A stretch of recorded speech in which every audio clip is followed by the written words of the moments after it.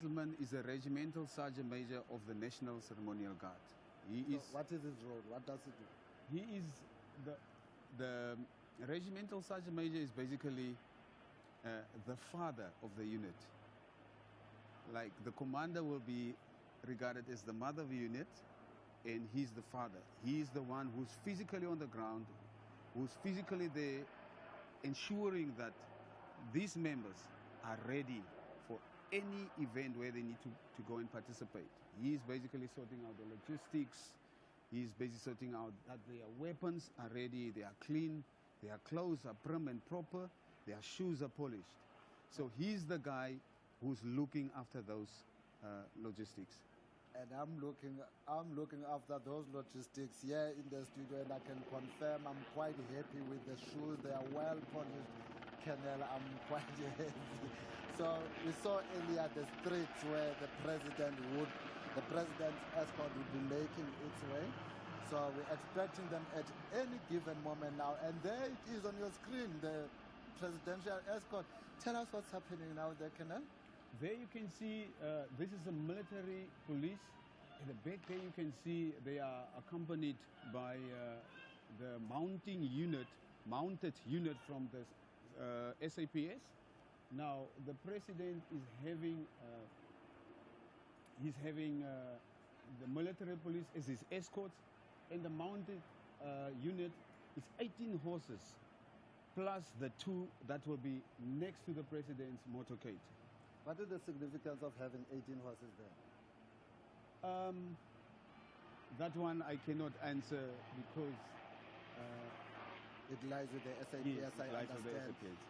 I understand, which is why earlier on I asked that to clarify those roles, which you've done very well. Yes. Actually, fact, the role of the SAPS and the role of the SANDF. But as you have indicated, both departments working together to ensure that today become a success. As you can see there on your screen, right in front of the Cape Town City Hall, you can expect the big man to walk out of that car there, the Secretary to Parliament already standing and waiting, and right next to him will be the chairperson of the National Council of Provinces, Ms. Refilwe Mthweni Tsipane, and next to Ms. Tsipane would be the Speaker of the National Assembly, Mr. Thoko Didiza, and there the President of the Republic, Mr. Cyril Ramaphosa, walks out and goes around the car to fetch the First Lady, Dr. Municipal, looking beautiful. They are walking in. They will be received by the Speaker of the National Assembly, the Chairperson of the National Council of Provinces, the Secretary to Parliament, and that will be receiving them as they arrive. There you can see members of the National Defence marching. They've just delivered the President to the Cape Town City Hall, which has been declared the parliamentary precinct for these activities. You all know what transpired in the parliamentary precinct about a year ago when Parliament was gutted into fire. So we are using the City Hall as a precinct of Parliament. Of course, for the first sittings of Parliament, it was the Cape Town International Convention Center, but today we are here at the City Hall, and we'll be here for the rest of the proceedings that relate to the opening address that the President. Tell us about those 2 gentlemen that are leading the President. Those 2 gentlemen are from the Navy. They are the aide-de-camps who will marshal the President to the podium and wait for the President to receive his national salute from the ceremonial guard.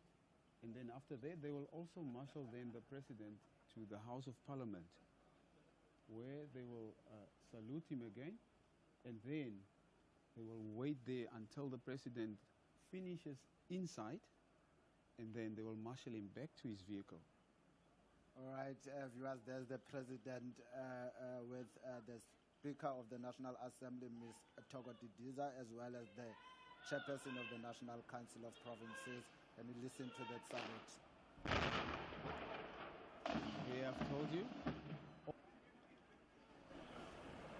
There it is, the singing of the national anthem and the salute to the President of the Republic. Colonel, I've always wondered what is being used there, because I could feel The studio was vibrating as those shots were going off. What is being used there? The guns that have been used there, we call them the G1 guns.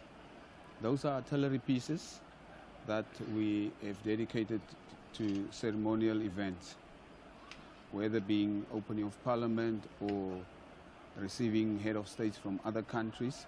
So we're using those guns. But there's nothing coming out there.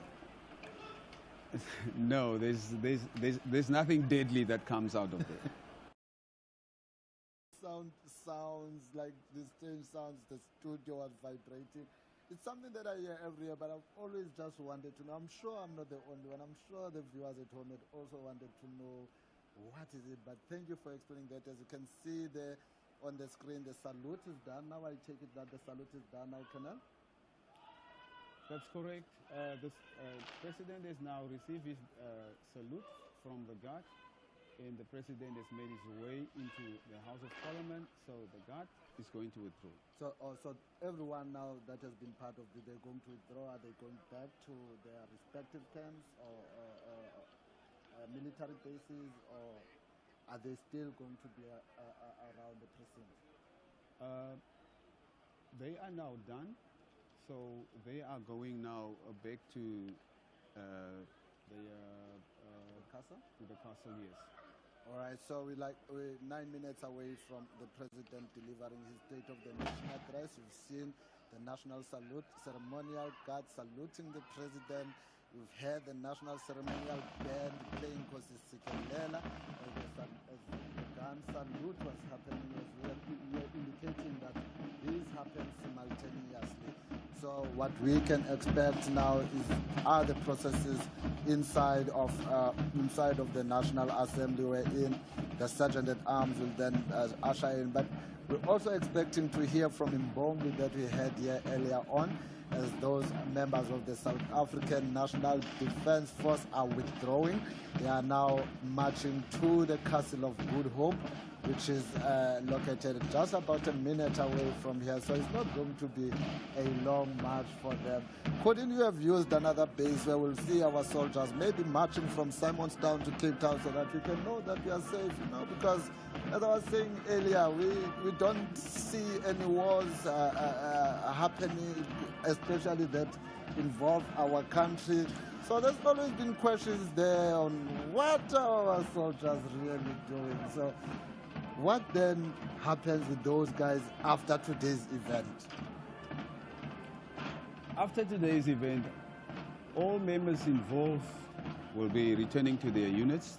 We call them mother units. It's where they belong. So at their mother units, they will continue with normal routine. Sometimes the commander will use his own discretion and say to them, guys, you might take a few days off. Oh, that's what I wish I could.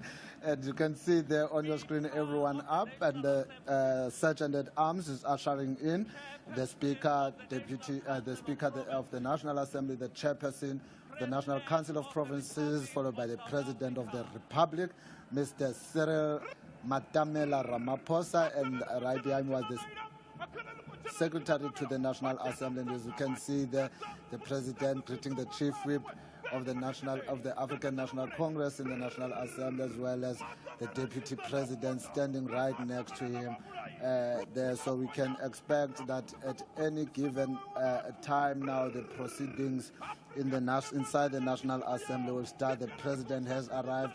The Deputy President is there, Chief Whips, members of Parliament, everyone standing up, and we're waiting for the process for the President to be invited at any given time to address the nation and officially open Parliament. There's your Mbongi. Perhaps you should just listen to what the Mbongi is saying there.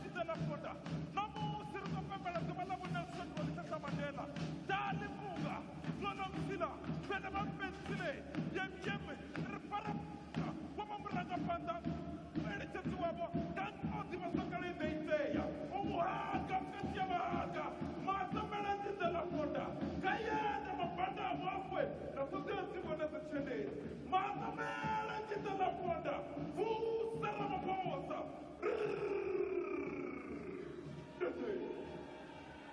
That is Lutendo Mugagadeli. He is an imbongi for this year's event.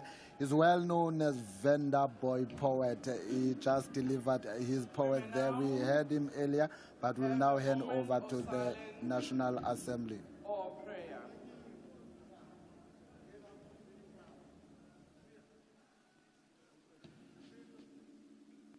May we be seated.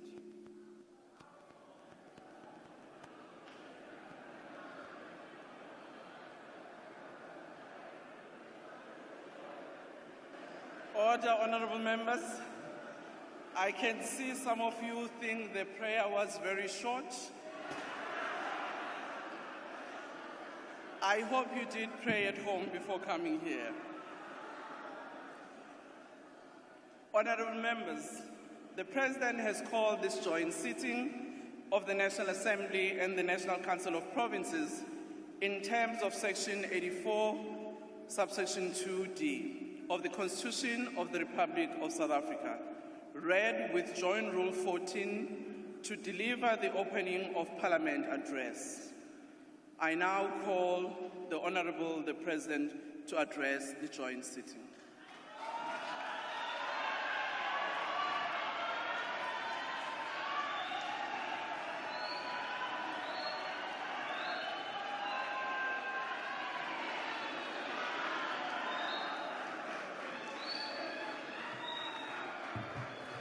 Thank you. Let's be seated, please.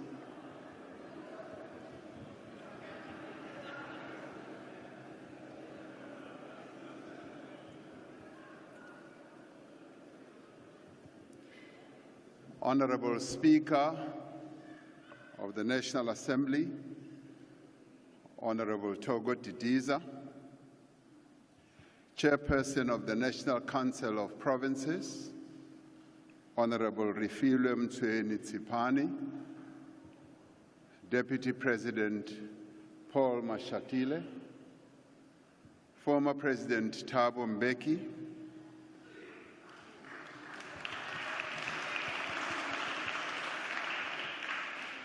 former Deputy President Baleka Mbete,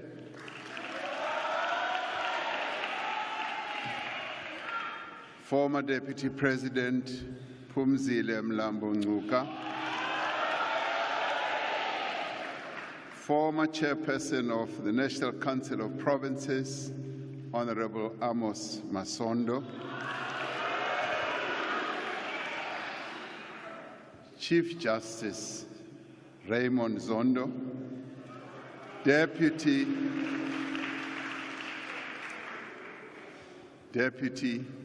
Chief Justice Mandisa Maya, Executive Mayor of Cape Town, Mr. Gordon Lewis, the various heads of institutions supporting democracy here present, esteemed member of the Order of Inkamanga, Umama Dr. Esther Mahlanga.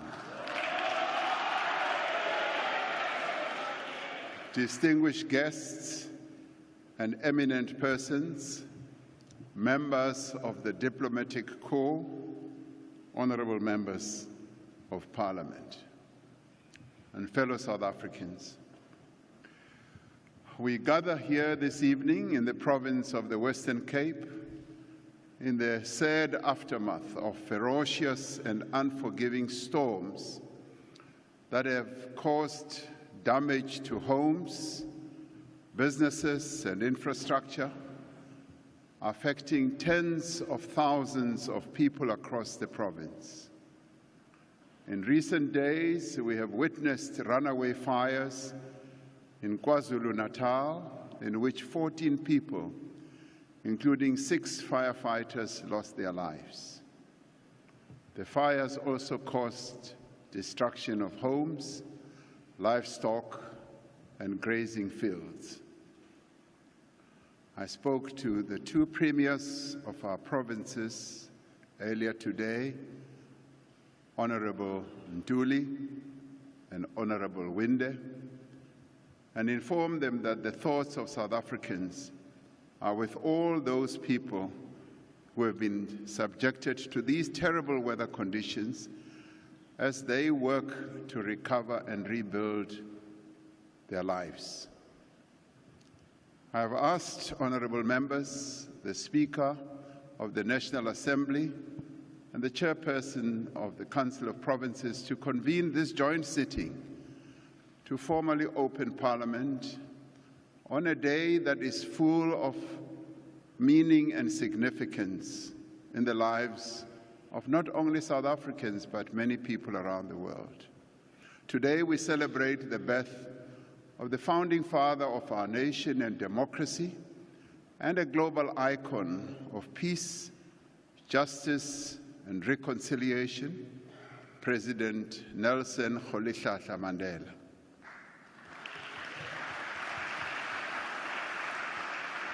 Across our country and across the world, millions of people are marking this day with deeds of service and solidarity. Through their actions, they are giving life to a fundamental truth that we derive our humanity from the humanity of others. Umuntu ngumuntu ngabantu. Mutu kimutu ngabantu. Mutu ndi mutu ngabantu. Munu imunu ibanu bangwane. We are reminded of this day that we have a responsibility to each other, and that our well-being and our happiness cannot be separated from those of our fellow citizens, men and women, not only of our country but of the world. We are reminded that as we strive to progress and to prosper, we have a responsibility to ensure that no one is left behind.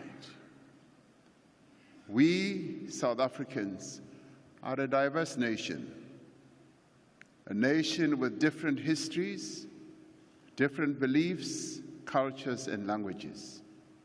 Yet we are one people, and we share a common destiny.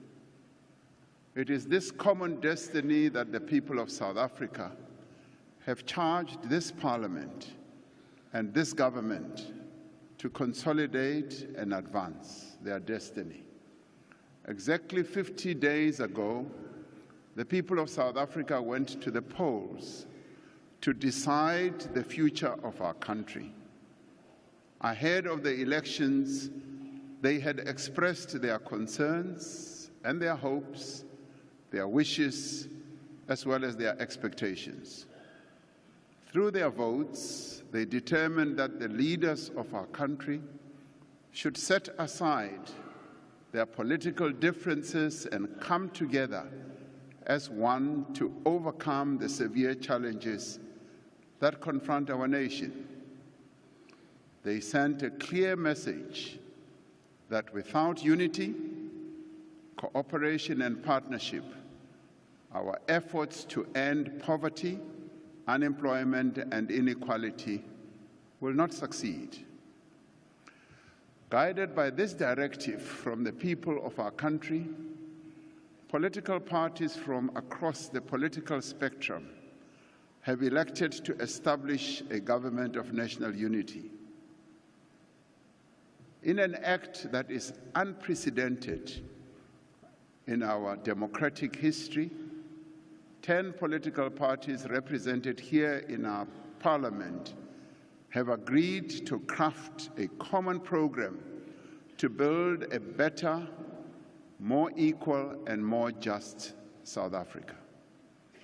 They have come together despite their differences and differences they have. They came together because they share a commitment to a nation that is united, prosperous, and inclusive. Through a statement of intent, these parties have made a firm commitment to respect the Constitution of the Republic of South Africa and the rule of law, and to promote accountability, transparency, integrity, and good governance. They have agreed to a minimum program as the foundation of the work of the Government of National Unity.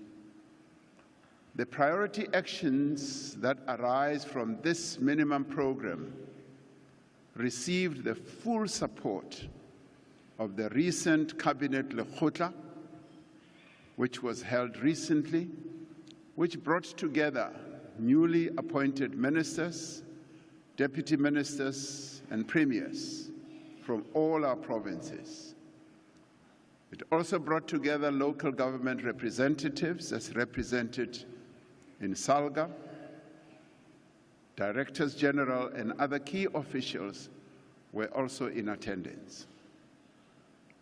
These are the primary actions that we outline this evening that they decided on. Cabinet will be convening a further strategy session to consider the minimum term development plan, having moved from the medium term strategic plan, framework rather, the development plan which will translate the priorities that these parties have agreed to into a detailed plan, as well as the interventions that government will implement over the next 5 years.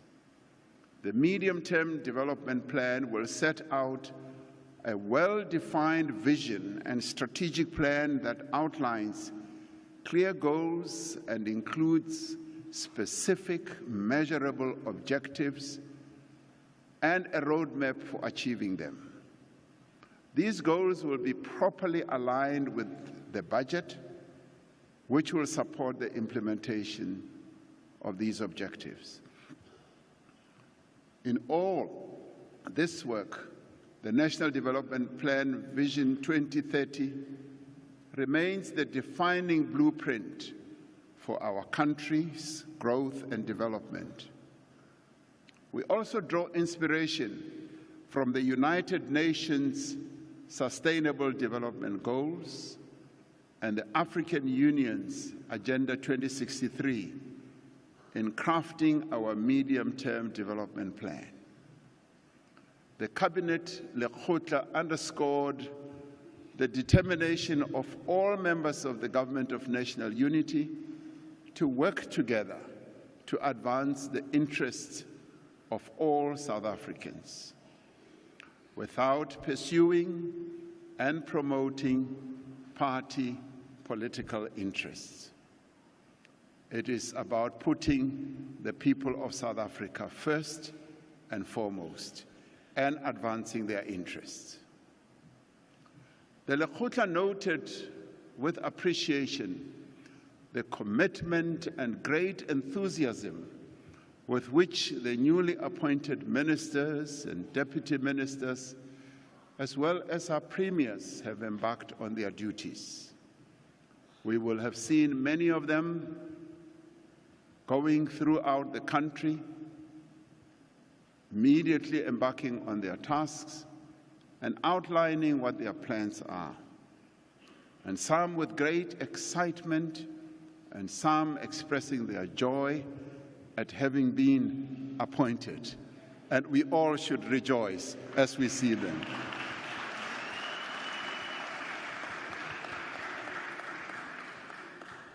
Honorable members, despite the achievement of 30 years of democracy and the work undertaken over the last 5 years to rebuild our economy and our society, millions of South Africans remain poor, unemployed, and they live in a highly unequal society. For a decade and a half, our economy has barely grown. The circumstances of The people of South Africa today requires that we act together as the Government of National Unity, as well as all key role players in our country, and that we act with urgency, boldly and decisively. The Government of National Unity has resolved to dedicate the next 5 years to actions that will advance 3 strategic priorities. Firstly, to drive inclusive growth and job creation. Secondly, to reduce poverty and tackle the high cost of living.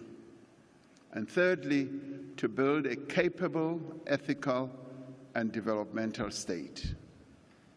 We have decided to place inclusive economic growth at the center of the work of the Government of National Unity and at the top of our national agenda. Our experience over the past 30 years has shown that when our economy grows, jobs are created. When our economy contracts, there is no job creation, and in fact, some jobs are lost. The Government of National Unity will pursue every action that contributes to sustainable, rapid economic growth and remove every obstacle that stands in the way of growth. We are determined that growth must be inclusive and that growth must also be transformational. Inclusive growth must drive the redistribution of wealth as well as opportunity. It must support the empowerment of Black South Africans and women and all those who in the past had been relegated to the fringes of our nation's economy. This is part of the constitutional imperative to redress the imbalances of the past and deal with the slow process of development. Through empowerment and transformation, we can ensure that the skills, the capabilities, resources, and energies of all South Africans are used to the greatest effect. We will continue to pursue the programs that encourage broad-based Black economic empowerment, employment equity, and support to small and medium-sized enterprises. We will continue to protect and uphold the rights of workers and continually strive to improve the conditions in which they work and live. Inclusive growth demands that we affirm the position of the women of our country and the young people in the economy of our country. Inclusive growth requires that we remove the social, economic, and cultural and other barriers to the full participation of persons with disabilities and other vulnerable groups in our country. We will support the growth of rural enterprises and invest in public infrastructure in underserviced areas across our land. We will increase funding to land reform, prioritize the transfer of state land, and improve post-settlement support by strengthening the institutional capacity of responsible structures. To achieve rapid, inclusive growth, we will need to fix our struggling municipalities. Growth happens at a local level where our people live and work. Our municipalities must become both the providers of social services and facilitators of inclusive economic growth. They must work to attract investment in their areas. This approach can encourage businesses to expand and create more jobs in municipal areas. Investors are generally attracted to areas that have reliable and modern infrastructure. Simplifying and speeding up planning and regulatory processes can make it easier for businesses to invest and operate in a municipality, and this often leads to the creation of more and more jobs. As the national government, we have both a constitutional responsibility and a clear electoral mandate to assist municipalities in the effective exercise of their powers as well as their functions. We will ensure that the institutional structure and funding model for local government is fit for purpose and that municipalities are financially and operationally sustainable. Now, this we will do because our municipalities have been raising this over and over again. We will put in place systems to ensure that capable and qualified people are appointed to senior positions in municipalities and ensure independent regulation and oversight. As an immediate priority, we will also bring stability to governance in our metros and restore the delivery of services. Many of our metros have faced huge challenges that need to be attended to. We have already begun with this work. When I visited eThekwini Metro earlier this year, I met with the residents of the city, with local business leaders and municipal officials. They told me that they wanted to work together to build a city that they could be proud of again. We've put in place the eThekwini Presidential Working Group to enhance support from national and provincial government to turn the metro administration around and to fix the problems that they are facing in relation to infrastructure, water, sanitation, and also to focus on attracting new investment. This we shall do because eThekwini or Durban needs to be restored to its former glory, and this we should do. We will extend the same approach to other metropolitan cities that face serious challenges so that our cities can become engines of growth and become dynamic centers of opportunities for our people. In the next 5 years, working together as the government of national unity, drawing on our collective capabilities, we will forge a new inclusive growth path for South Africa by pursuing a massive investment in infrastructure. Significant projects are already underway around the country in areas such as transport, roads, water in the form of building dams, energy, and human settlements.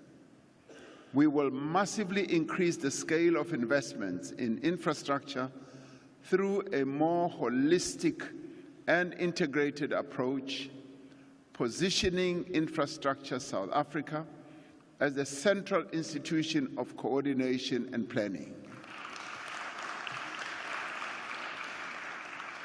We are continuing to simplify the regulations on public-private partnerships.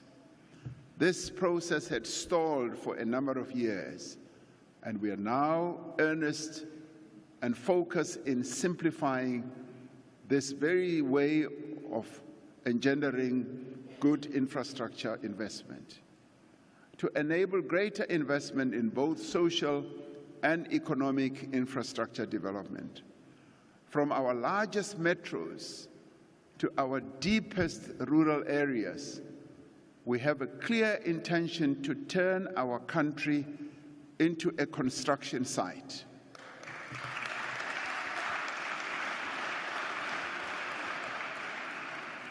We want to see yellow equipment, yes, throughout our country, and cranes and roads being built, as well as dams, as well as bridges, houses, schools, hospitals, including broadband fiber that will be laid out as new power lines are installed.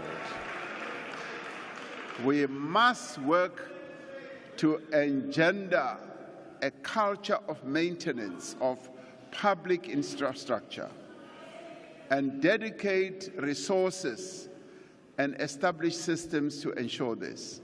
Now, the culture of maintaining our infrastructure has declined over a number of years.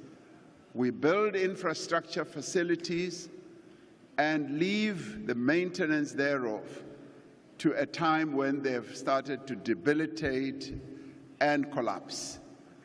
Part of the process must be engendering a culture of maintaining right from the day they have been put in place.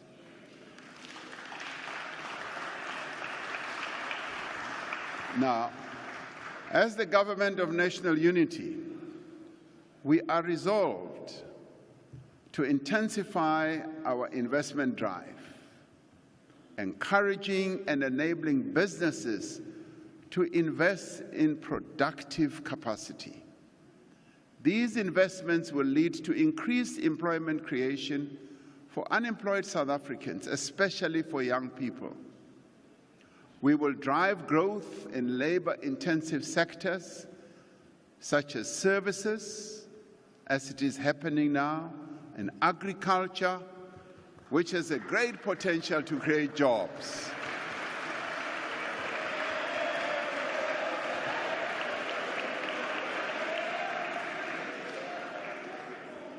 Our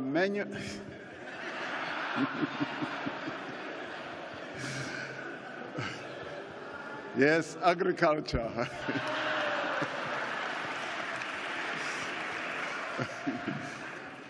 Our manufacturing capability has declined over years. We do need to re-industrialize our country and make sure that we can create more and more jobs out of quite a number of sectors of our economy. To create more jobs for South Africans, we will also focus on processing our minerals so that we export finished products rather than raw commodities.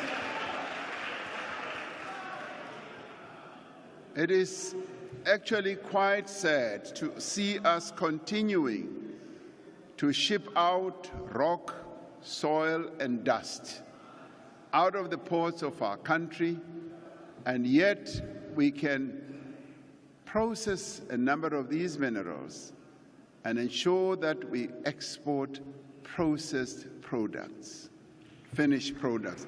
That is what we will be focusing on. We will pursue a smart industrial policy that focuses on the competitiveness of our economy and that incentivizes businesses to expand our exports and to create jobs.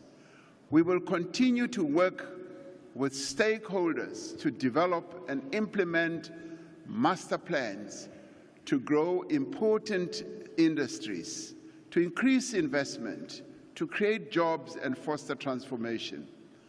Now, we will also review the various master plans that we have to see whether they're becoming as effective as we had envisaged.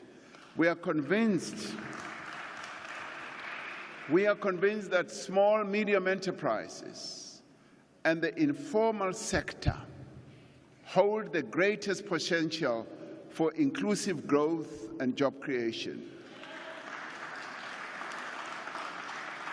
We will pay particular attention to supporting small and medium-sized enterprises in our townships, in our rural areas, And in areas that need focus, we will take economic activity to where most of our people live so that more and more jobs can be created.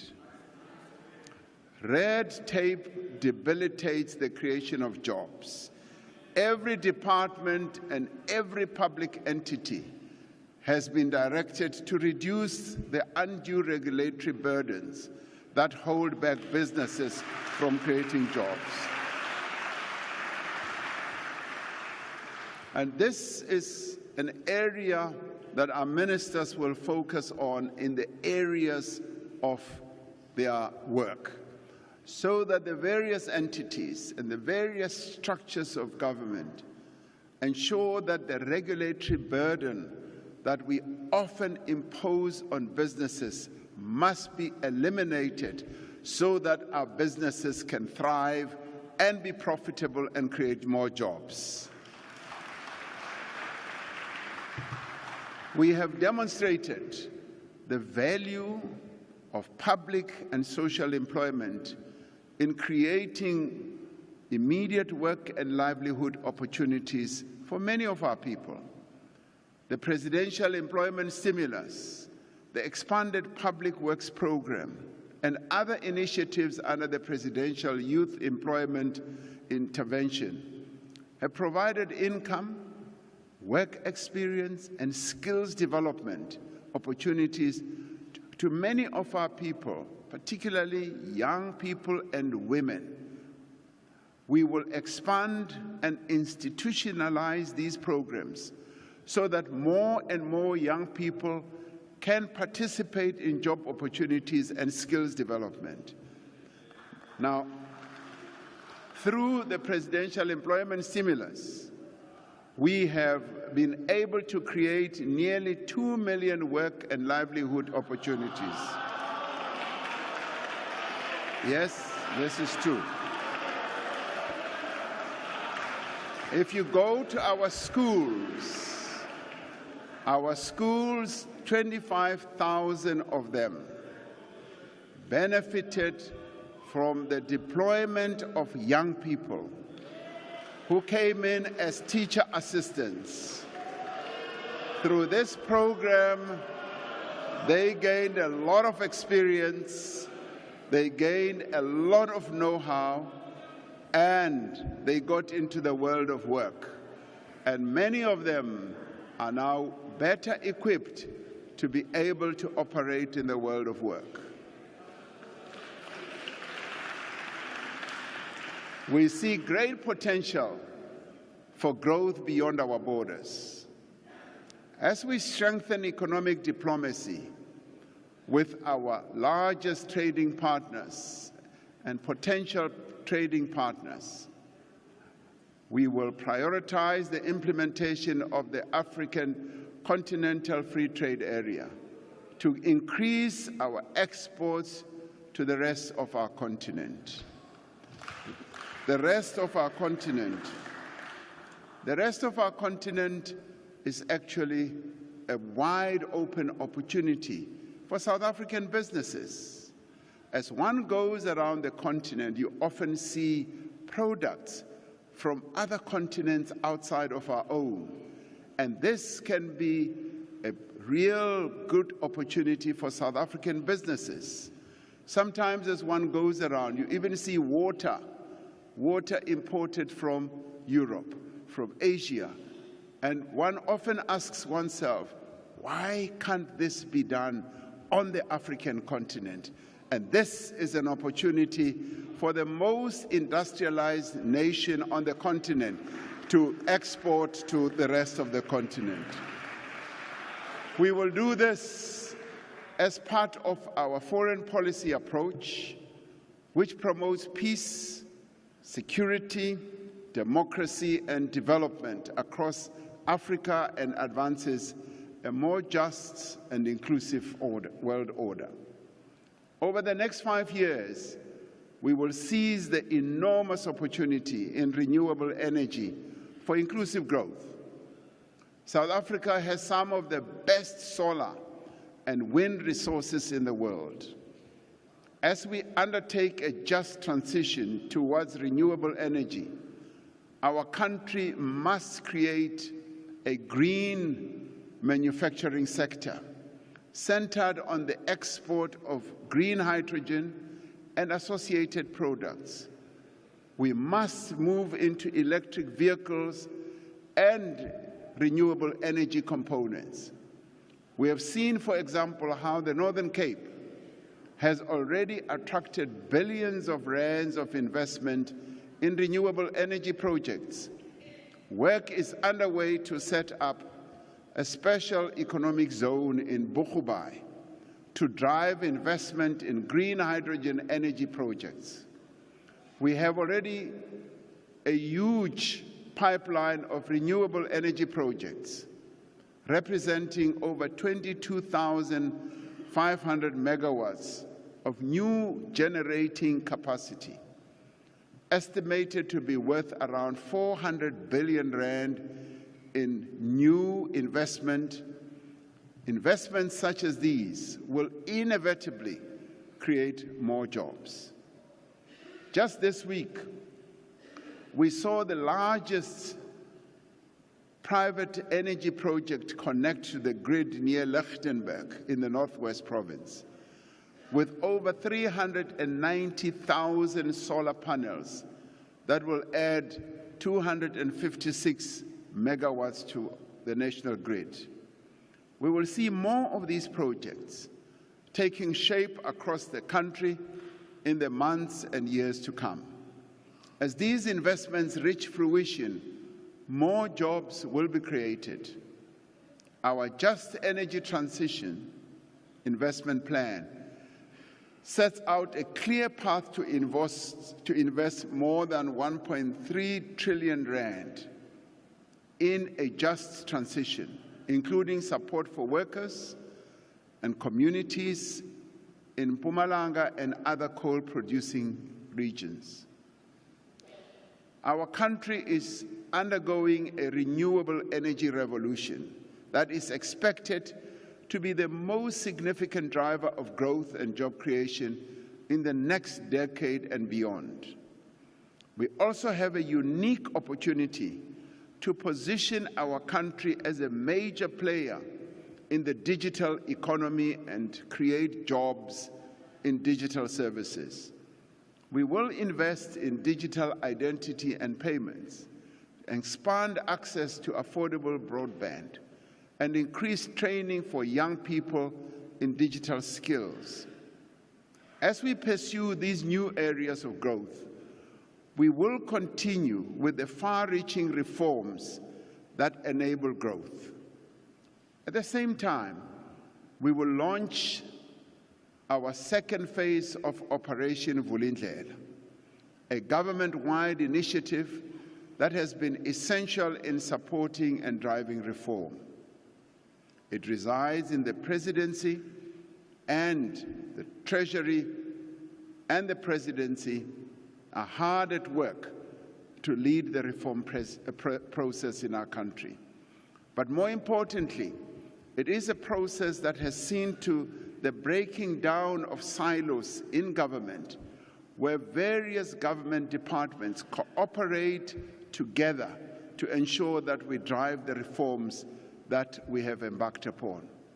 In its second phase, Operation Vulindlela will focus on reforming the local government system and improving the delivery of basic services and harnessing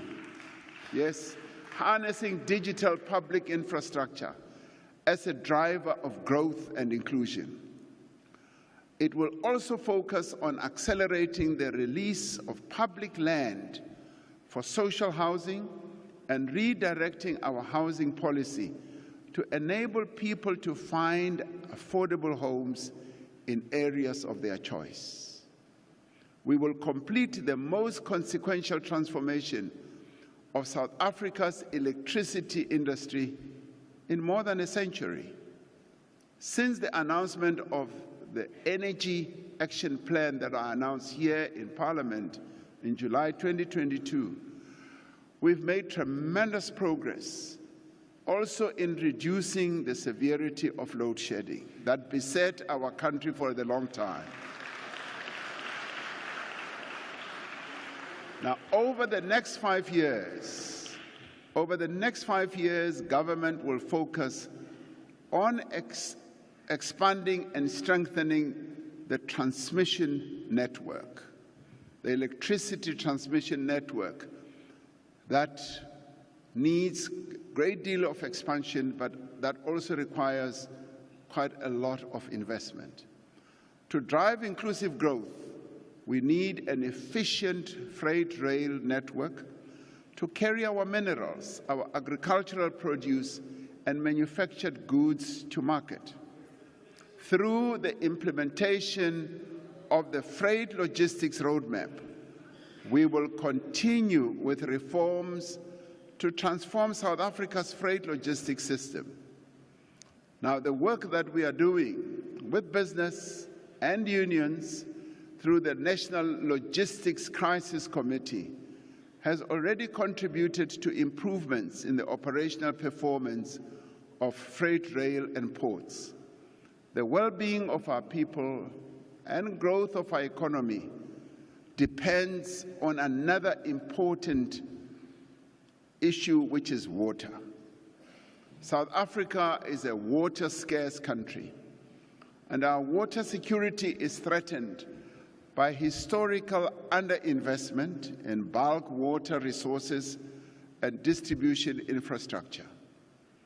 We will therefore continue with the institutional reforms in the water sector to enable greater investment in bulk water infrastructure and better regulation of water services and sources across the country. And this will involve, yes, the building of the dams whose construction in a number of areas in our country is already underway, and ensuring that reticulation also takes place as we build these dams. Just as business needs water and electricity to operate, a growing economy needs skills. Where the skills we need are not immediately available, we need to attract people with the appropriate qualifications and experience to come and bolster our efforts.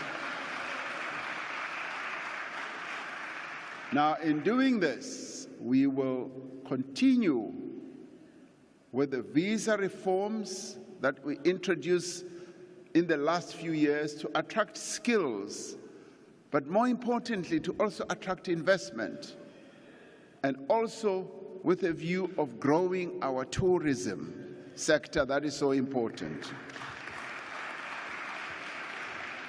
And we will continue to pursue a macroeconomic policy that supports growth and development in a stable and sustainable manner. Like many other countries, we have had to borrow money to support our budgetary requirements. We will manage public finances with a view to stabilizing debt.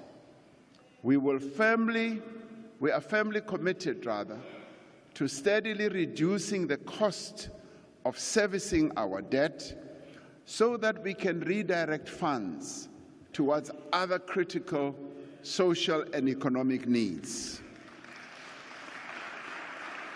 Our second strategic priority as the Government of National Unity is to tackle poverty and the high cost of living. An effective, integrated and comprehensive poverty alleviation strategy is necessary to provide protection and support to the most vulnerable in our society. Even at a time when many companies are making large profits, millions of South Africans are suffering as a result of rising prices of everything they buy. As the Government of National Unity, we will look to expand the basket of essential food items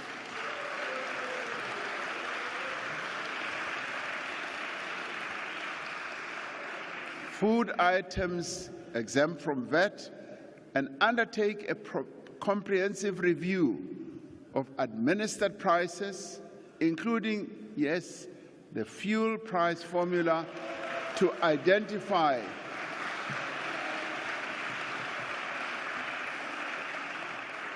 and this we did for a while.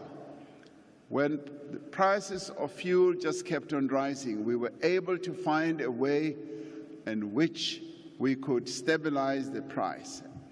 We will seek to find ways of addressing this challenge.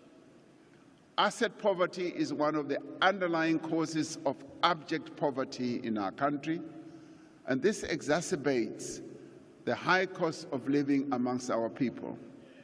The provision of title deeds for land and housing provides people with assets that they can use to improve their economic position. Income poverty is also one of the underlying causes of poverty.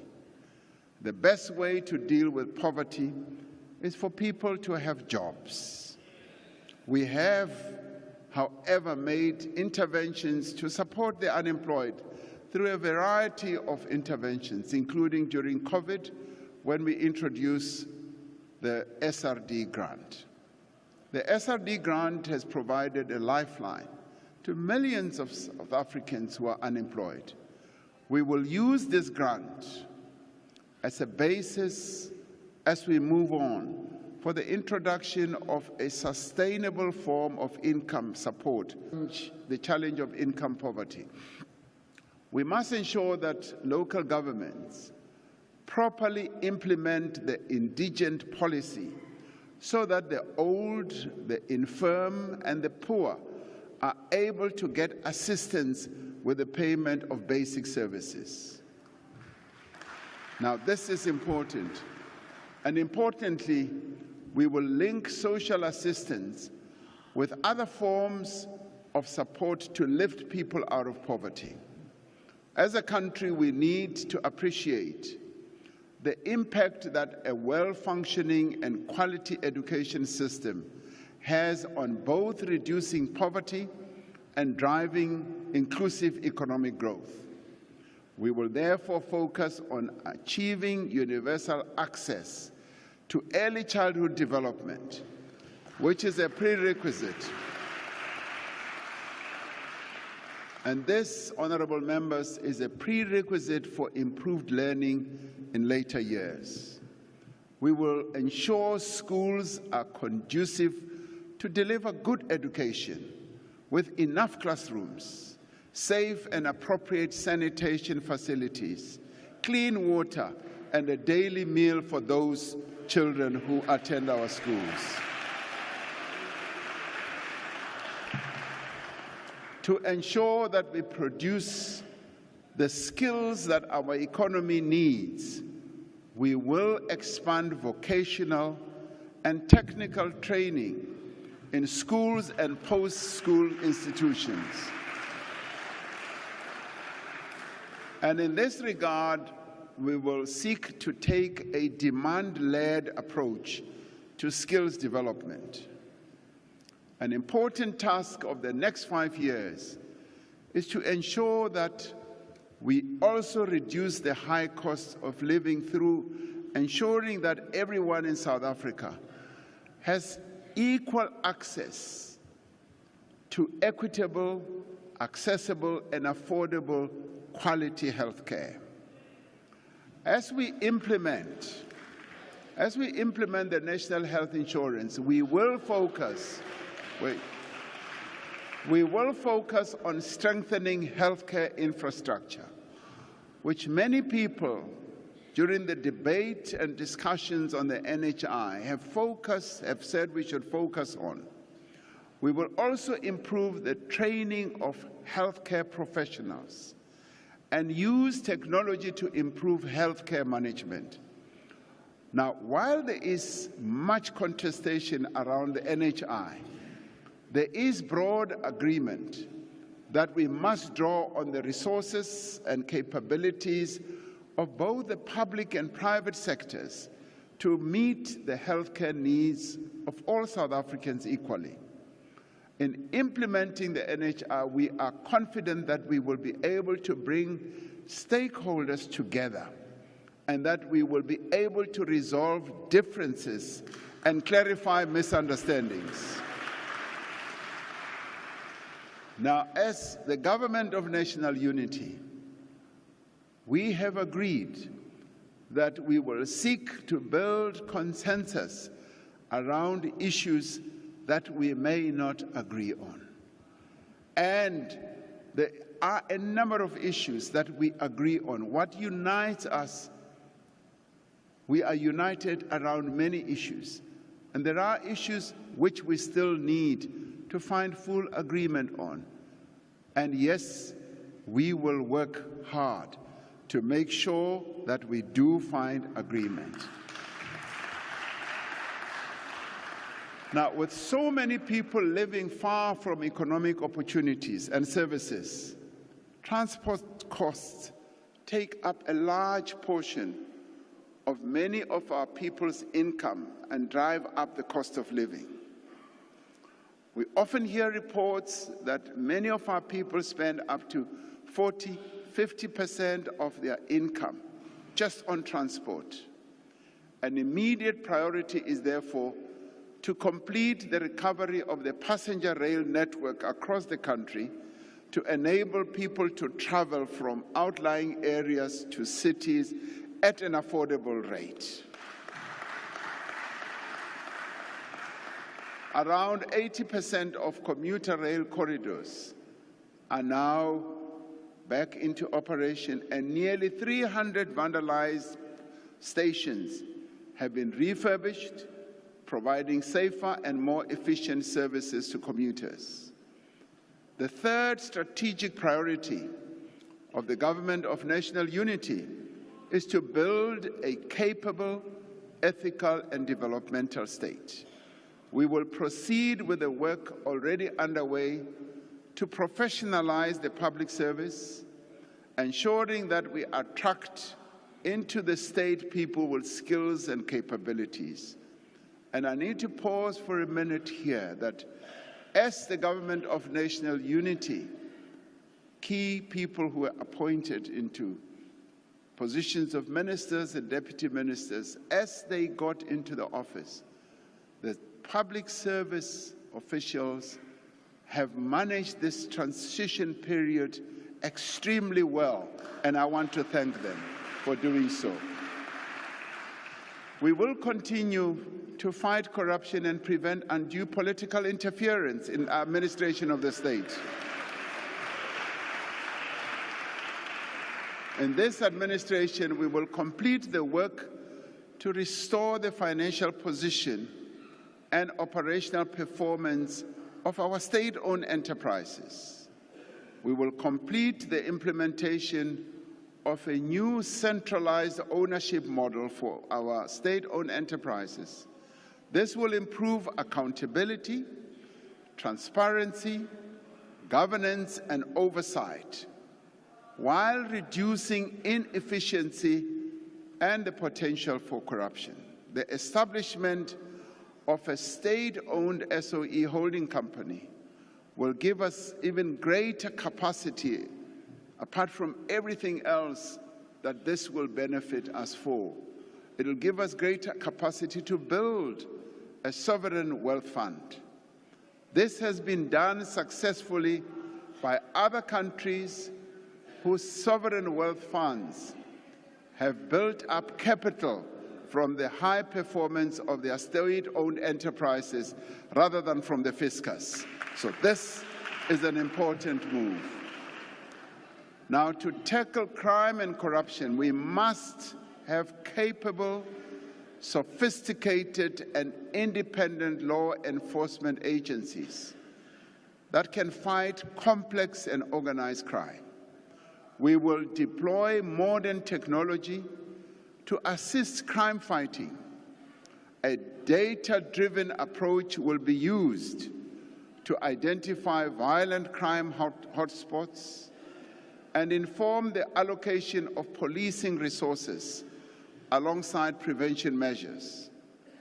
We will continue to tackle priority crimes like illegal mining, gang violence, cash-in-transit heists, and the construction mafia through specialized police units.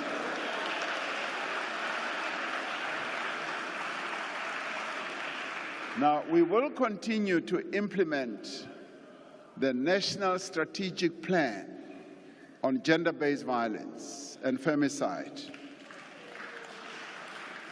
And we will expand victim support services like the Tutuzela centers and GBV desks in police stations. Now, 30 years ago, President Nelson Mandela stood before this House to reflect on the first 100 days of the first Government of National Unity, recognizing the different views of the diverse parties within that Government of National Unity. He said, "What brings us together is the overriding commitment to a joint national effort to reconcile our nation and to improve its well-being." Close quotes. The same may be said of this Government of National Unity that has now been established by 10 of the parties represented in this Parliament. We share a commitment to reconcile our nation by advancing social justice and equal prosperity for all. We are committed to improve the well-being of our country and its people through inclusive growth, the creation of jobs, and the reduction of poverty. This is an undertaking that should involve all of us. On the occasion of the presidential inauguration, I made a commitment that we should work together to hold a national dialogue, to discuss the critical challenges facing our country, and to agree on what we all need to do to achieve a better future for this great country. Across society, people, organizations, foundations, and you name them, have expressed their support for a national dialogue.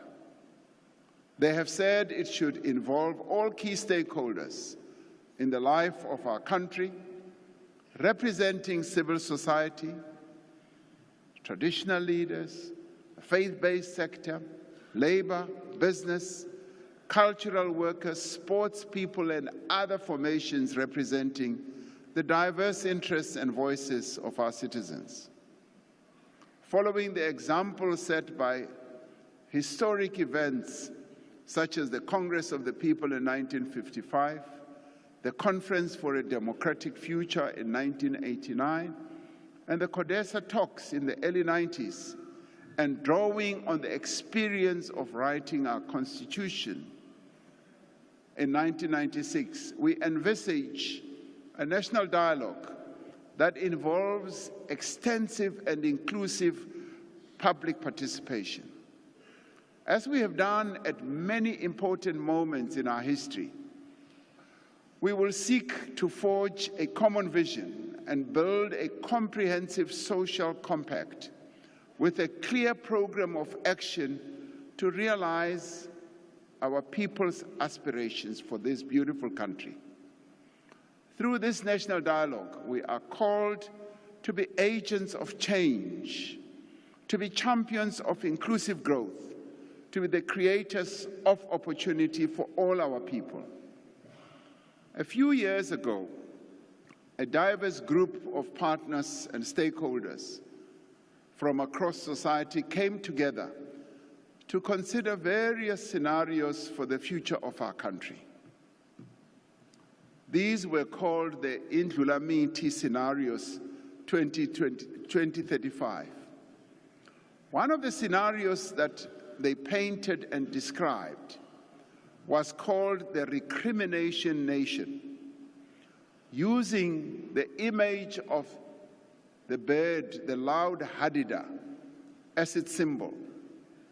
This described a situation of inaction where our country's problems go unresolved and where everyone blames each other for South Africa's ills. This scenario painted a picture of our country going into decline. The second scenario that they painted and described symbolized a vulture. This painted a picture of a desperate nation governed by a populist coalition whose main objective is self-enrichment and patronage. Now, this scenario which seems to excite people so much, this scenario saw investment confidence being eroded, the growth path being low, and unemployment and poverty and inequality remaining extremely high. These fellow South Africans also described a scenario they called the cooperation nation, which was symbolized by social weaver beds. This scenario paints a picture where after disruptions and protests, there is a coming together of political parties, the state, the private sector, labor, civil society, coming together in order to jointly identify priorities and leveraging the strength of each. There is change as this scenario plays itself out in the form of governance and reform that leads to the economy growing with more investment attracted, leading to the reduction of unemployment, inequality, and poverty. By establishing the government of national unity, by preparing, yes, for this national dialogue I've spoken about, we have deliberately set ourselves along the path towards a cooperation nation. That's where we want to go.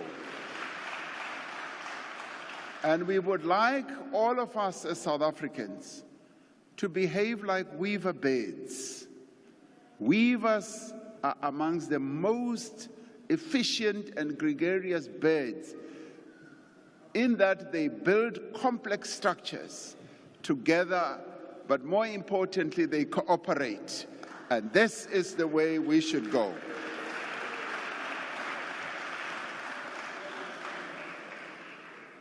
Despite all the challenges, despite our differences, despite all the headwinds that we have faced, as South Africans, we are called upon to remain firmly committed to pursue the path of cooperation, of growth and inclusion.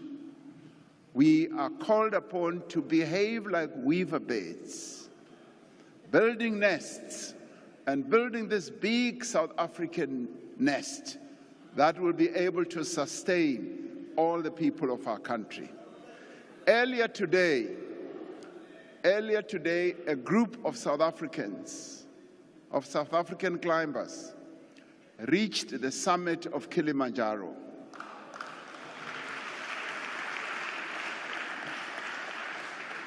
Now, as we know, this is the highest peak on our beloved continent. They did so in honor of the birth of the father of our nation, Nelson Mandela, and to celebrate the 30th anniversary of our freedom. This effort that they got involved in, or they are involved in, is called or known as Trek for Mandela expedition. Now, these climbers have been joined by other climbers from several countries around the world to help keep girls in school by raising funds for sanitary products and other needs. Now, this is an important part. And what they have done symbolizes what we should all take as an inspiration.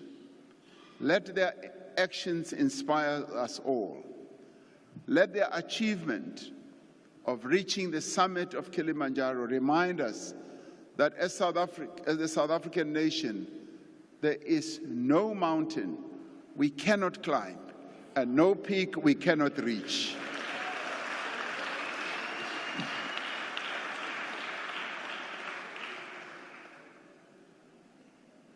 One remembers what Nelson Mandela wrote in his long walk to freedom, when he said he had walked and he had had a long walk and he had climbed a number of hills and he reached this top hill and surveyed the beauty of our country and said he should not tarry too long because there are many more hills to climb.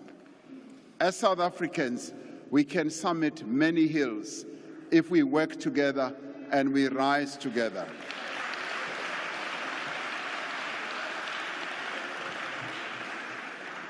I want to conclude by referring and paraphrasing the words of Martin Luther King Jr. when he said, "Let us rise up tonight with greater readiness. Let us stand with a greater determination, and let us move on in these powerful days, these days of challenge, to make South Africa what it ought to be. We have a great opportunity to make this country a better nation. The coming together of all these parties that have decided to cooperate is quite a historic moment for our country, and we must make the government of national unity work and function and succeed.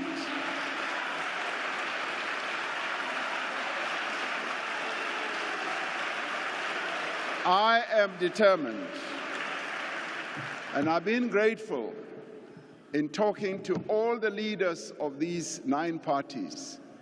I've been grateful that all of them have, with one voice, said, "Mr. President, we want this GNU to work, and we shall make it work."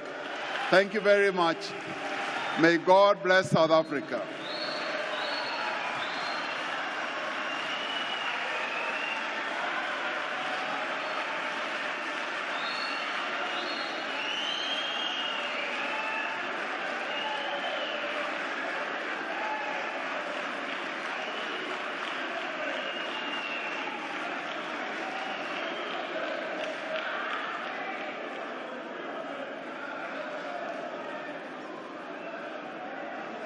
Thank you very much, honourable members. We may take our seats.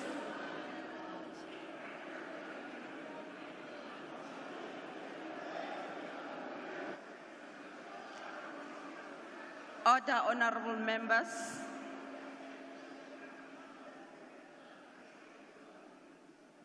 We thank the Honourable, the President, for a well-delivered address.